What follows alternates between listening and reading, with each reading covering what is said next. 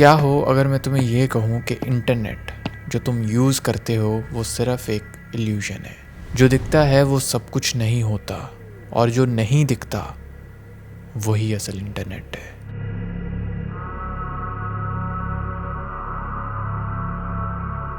हम समझते हैं कि हम सब कुछ देख रहे हैं, लेकिन असल में हम सिर्फ एक अंधेरे में हैं। इस दुनिया की कुछ ऐसी चीज़ें हैं जो ना तो गूगल दिखा सकता है और ना ही कोई ऐप हमें वहाँ तक ले जा सकती है। Welcome to the first episode of black box series.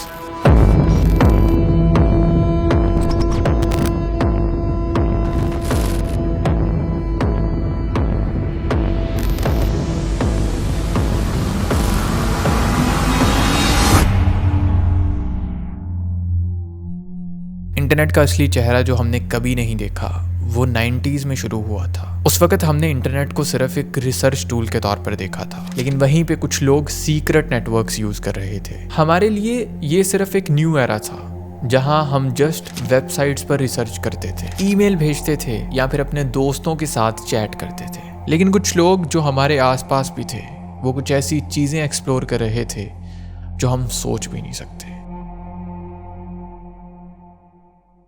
BBS, Usenet and फिडोनेट ये नाम आज भी कई लोगों के लिए अननोन है। BBS, यूजनेट एंड फिडोनेट काफी पुराने सिस्टम्स थे जो तब यूज किए जाते थे जब इंटरनेट का स्टार्ट था। ये पब्लिक नेटवर्क्स नहीं थे और ना ही कोई इनको एक्सेस कर सकता था और ना ही इन्हें कभी ट्रैक करने की कोशिश की गई, क्योंकि तब के लोगों के पास लिमिटेड नॉलेज था और ना ही वो ऐसी चीजों की तरफ गौर करते थे। ये वो जगह थी जहाँ पे लोग अपनी आइडेंटिटीज छुपाकर सीक्रेटली कनेक्ट करते थे, अपनी बातें करते थे और अपने डार्क सीक्रेट्स एक दूसरे के साथ शेयर किया करते थे।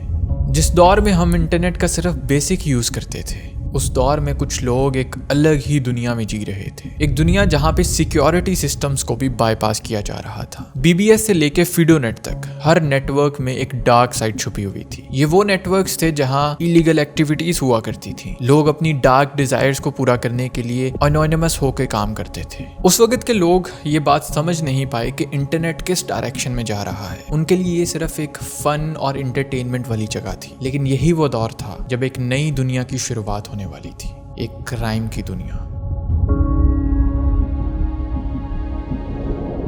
आज से कई साल पहले जब इंटरनेट की सिर्फ शुरुआत हुई थी, तब भी लोग स्नफ फिल्म्स के बारे में डिस्कस किया करते थे। ऐसी चीजों के बारे में डिस्कशन करते थे जो आज भी इंटरनेट पे छुपी हुई हैं, लाइक रियल लाइफ टॉर्चर्स और किलिंग रिकॉर्ड्स जैसी चीजें। ये सब कुछ तब स्टार्ट हुआ था जब इंटरनेट पर कोई रेगुलेशंस नहीं थी। फिडोनेट एक ऐसा नाम है जो आपने आज तक नहीं सुना होगा। ये एक ऐसा नेटवर्क था जहाँ पे हैकर्स और इलीगल ट्रेडर्स अपनी चीजें ट्रेड किया करते थे। ये सिर्फ एक शुरुआत थी। इंटरनेट का असली चेहरा हम देख ही नहीं पाए। उस वक्त डार्क वेब भी इस नेटवर्क का हिस्सा बन चुका था। अगर आप आज भी थोड़ा डीप जाएं तो ये नेटवर्क्स अभी भी एग्जिस्ट करते हैं, लेकिन ये सब चीजें इतनी छुप चुकी हैं कि अब हम उन चीजों को नहीं देख सकते। 90s के दौर में जब इंटरनेट की शुरुआत हो रही थी, तब एक लैंग्वेज भी साथ में डेवलप हो रही थी जो थी इनक्रिप्शन। आप सोच रहे होंगे कि इनक्रिप्शन मतलब सिंपल पासवर्ड्स जो हम अपनी फाइल्स को सिक्योर करने के लिए यूज करते हैं। नहीं, ये कुछ बहुत गहरा था। ये एक ऐसी लैंग्वेज थी जो इस दुनिया के लिए एक सीक्रेट डोर बन चुकी थी। आपको याद है कि हम अपने कंप्यूटर्स पर एक पासवर्ड सेट किया करते थे, लेकिन ये एक बहुत छोटी सी चीज थी। ये असल इनक्रिप्शन नहीं थी। लेकिन जब लोग सीक्रेट मैसेजेस, इलीगल ट्रेड्स और हर चीज को इनक्रिप्ट करने लग गए तो दुनिया का एक नया एस्पेक्ट सामने आया। इनक्रिप्शन एक तरह से एक हिडन की बन चुकी थी जो सिर्फ उन लोगों के पास थी जो इस हिडन वर्ड को समझ रहे थे। इनक्रिप्शन ने इस दुनिया को एक नई रियलिटी दी कि कोई भी आपके पर्सनल मैसेजेस या ट्रांजैक्शंस को रीड नहीं कर सकता। टोर जैसे नेटवर्क्स ने लोगों को अपनी आइडेंटिटीज छुपाने का एक नया तरीका दिया। लेकिन आने वाले दौर में इस सिक्योरिटी का एक बहुत बड़ा डार्क साइड सामने आने वाला था। ये इनक्रिप्टेड कम्युनिकेशंस डार्क वेब तक पहुंच चुकी थी, जहां क्रिमिनल्स अपनी इलीगल एक्टिविटीज को छुपाने के लिए इन टूल्स का यूज किया करते थे। आज भी अगर आप देखें तो इनक्रिप्टेड टूल्स का यूज ज्यादातर इलीगल ट्रेड्स और क्राइम्स में किया जाता है। ड्रग डीलिंग, हिटमैन सर्विसेज और इलीगल मार्केट प्लेसेस, ये सब कुछ इनक्रिप्टेड टूल्स के जरिए ही चल रहा है। उस वक्त इनक्रिप्शन को अपनी प्राइवेसी के लिए बनाया गया था, लेकिन दूसरी तरफ उसने एक ऐसी दुनिया को प्रोटेक्ट किया जहां सिर्फ क्राइम किया जाता था। आज भी जब हम अपने डाटा को सिक्योर करते हैं तो हमें ये समझना चाहिए कि क्या ये टूल सिर्फ हमारी प्राइवेसी के लिए हैं या फिर ये हमें एक्सपोज करने के लिए। इंटरनेट जिसे हमने हमेशा से एक ओपन प्लेटफॉर्म समझा था, जितना हमें दिखाया गया था उससे कई ज्यादा हमसे छुपाया भी गया था। जब गूगल, याहू और फेसबुक पब्लिक वेबसाइट्स बन रही थी, उसी वक्त अंडरग्राउंड एक और वेब डेवलप हो रहा था, डार्क वेब। ये वो जगह थी जहां कोई रूल्स नहीं थे, ना सेंसरशिप, ना रेगुलेशंस, सिर्फ एनोनिमिटी और फ्रीडम, लेकिन कभी कभी एक खौफ भी।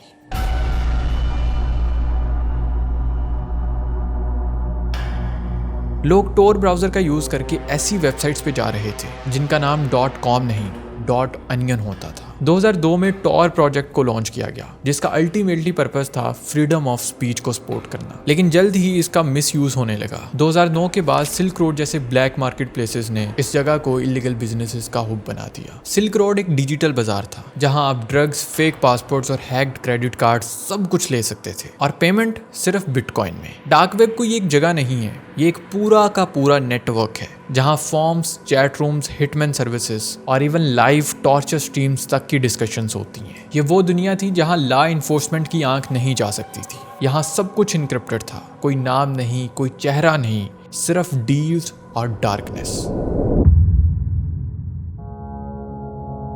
जब हमने सोचा कि इंटरनेट सिर्फ एक नॉलेज का टूल है, किसी ने उसको वेपन बना दिया। डार्क वेब एक्सीडेंटली डिस्कवर नहीं हुआ था, ये एक स्लो एवोल्यूशन था जहां इंटरनेट अपनी रोशनी से ज्यादा अपने अंधेरों में ग्रो करता गया। जब दुनिया इंटरनेट पे फनी वीडियोस एक दूसरे के साथ शेयर कर रही थी, वहीं पे कुछ लोग क्वाइटली इंटरनेट के रूल्स तोड़ने की तैयारी कर रहे थे। 90s के एंड और 20s के शुरुआत में साइबर क्राइम एक नई चीज थी। लोगों को पता भी नहीं था कि उनके कंप्यूटर पासवर्ड्स भी हैक हो सकते हैं, या उनका बैंक अकाउंट बिना किसी गन के भी लूटा जा सकता है। क्रिमिनल्स गन्स के बजाय कीबोर्ड का यूज किया करते थे, एक स्क्रीन के पीछे छुपे हुए हैकर्स जो बिना ट्रेस हुए सिस्टम के अंदर घुस जाते थे। कुछ हैकर्स ऐसे थे जिन्होंने सिस्टम के खिलाफ आवाज उठाई, एनोनिमस जैसे ग्रुप्स में गवर्नमेंट के सीक्रेट्स को लीक किया और बड़े बड़े कॉर्पोरेट सर्वर्स को एक्सपोज किया। लेकिन सवाल यह है कि क्या ये फ्रीडम ऑफ स्पीच थी या एक क्राइम था? ये लोग डिजिटल दुनिया के विलन्स बन चुके थे। कई लोगों के लिए ये हीरोज थे और कई लोगों के लिए नाइटमेयर्स। केविन मिटिंग एक ऐसा नाम था जिसे FBI ने मोस्ट वांटेड डिक्लेयर किया। उसने सिर्फ सिस्टम्स हैक नहीं किए, उसने ये बात प्रूव की कि ह्यूमंस ही सबसे वीक लिंक होते हैं। माफिया बॉय सिर्फ 15 साल का लड़का था जिसने CNN, डेल और याहू जैसी वेबसाइट्स को क्रैश कर दिया था।